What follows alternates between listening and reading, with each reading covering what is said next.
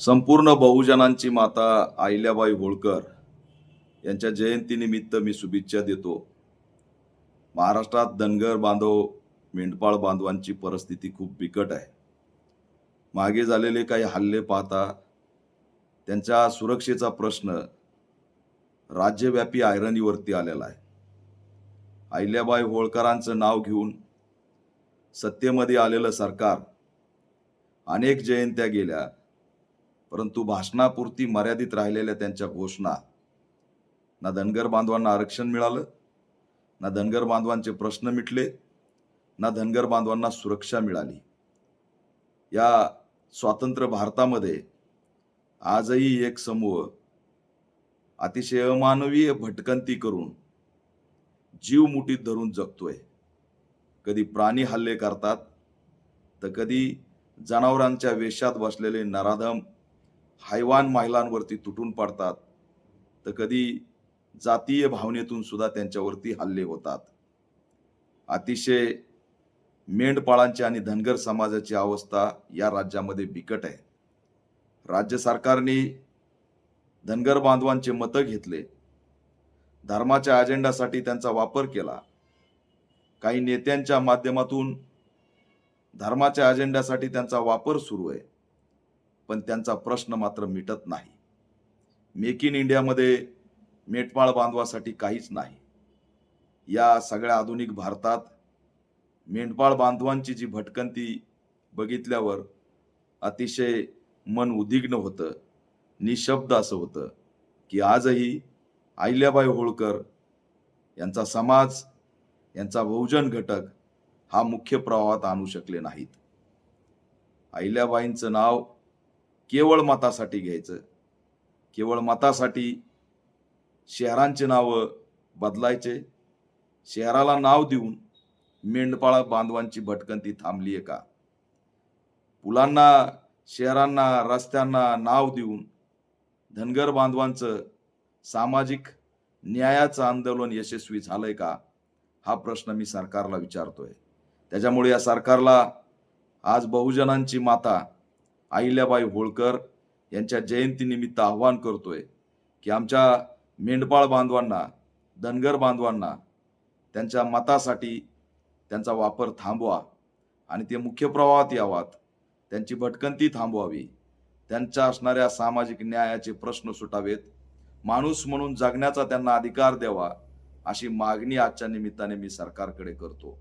बहुजन बांधवांनो, अहिल्याबाई होळकरांच्या या जयंतीनिमित्त आपण संकल्प करू की महामानव डॉक्टर बाबासाहेब आंबेडकरांनी मला दिलेला मताचा अधिकार हा मी धर्मसत्तेला देणार नाही.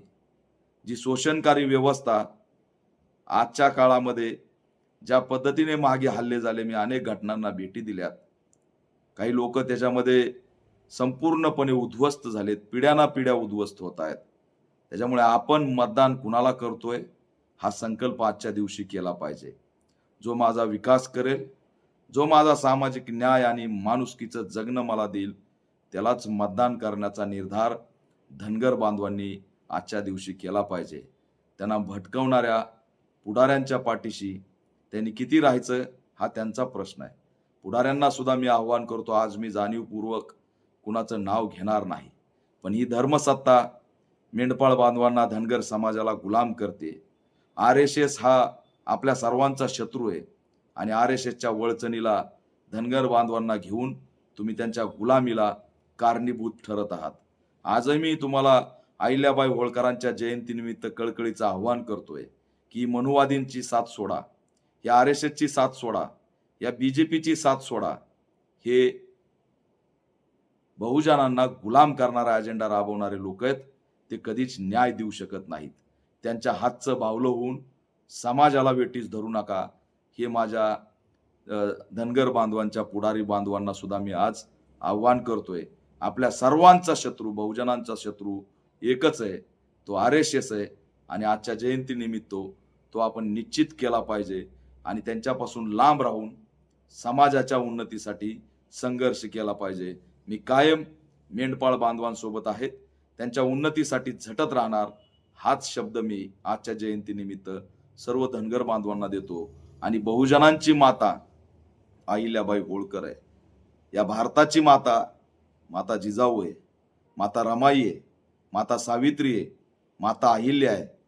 पण हे या देशाची माता वेगळंच काहीतरी करायला चाललेत आणि त्याला साथ देणारे सुद्धा आपले पुढारी आहेत. याच्यापेक्षा दुर्दैव असू शकत नाही. आपली माता निश्चित आहे. आपली माता निश्चित आहे. या माताच खऱ्या भारताच्या माता आहेत. हे आता ठणकावून सांगण्याची वेळ आलेली आहे. दुसरी काय माता आणली? जनावरांमध्ये माता बघायला लागलेत. त्यामध्ये आणखी काल्पनिक माता बघायला लागलेत. ही फक्त एक नौटंकी आहे. रिअल माता दाबण्याची. आपल्या खऱ्या माता या देशाच्या जिजाऊ माता आहेत, अहिल्याबाई माता आहेत, रमाबाई माता आहेत, सावित्रीबाई माता आहेत. ह्याच खऱ्या माता आहेत, ज्यांनी बहुजनांच्या कायम सामाजिक न्यायासाठी संघर्ष केला आणि शिक्षणाची, मानवतेची या ठिकाणी लढाऊ जमात निर्माण करण्याची एक या ठिकाणी क्रांती घडवली आणि त्याच्यामुळेच आज आपण आत्मसन्मानाने आणि स्वाभिमानाने जगतोय. म्हणून आपली माता जनावरात नाही, काल्पनिक नाही, तर याच सगळ्या बहुजनांच्या माता आपल्या माता आहेत हे सुद्धा आजच्या दिवशी ठाणकावून सांगू. जय भीम.